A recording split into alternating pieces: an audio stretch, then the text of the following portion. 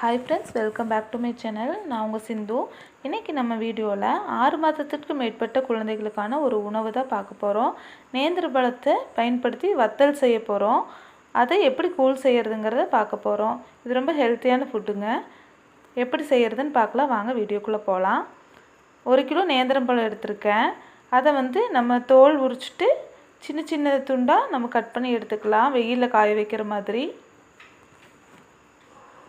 தோல் உரித்து வச்சுருக்கேன். இதை சின்ன சின்ன துண்டுகளாக நம்ம கட் பண்ணி எடுத்துக்கலாம். நேந்திரம்பழ சிப்ஸ் எப்படி இருக்கும் அதே போல் சின்ன சின்னதாக கட் பண்ணி நம்ம வெயிலில் வச்சு காய வச்சு எடுத்துக்கலாம். இப்போ அடிக்கிற வெயிலுக்கு ஒரு 4 நாள் நான் வச்சு எடுத்தேன். காயாக இருந்தால் சிப்ஸ் மாதிரி உடையிற மாதிரி இருக்கும். நான் வச்சது பழங்கிறங்காட்டி இந்த மாதிரி வந்துச்சு. இதை நம்ம ஃப்ரிட்ஜில் ஸ்டோர் பண்ணி வச்சுக்கலாம். 2 மந்த்ஸ் ஆனாலும் கெட்டு போகாது. இதை கூழ் செய்கிறதுக்கு 2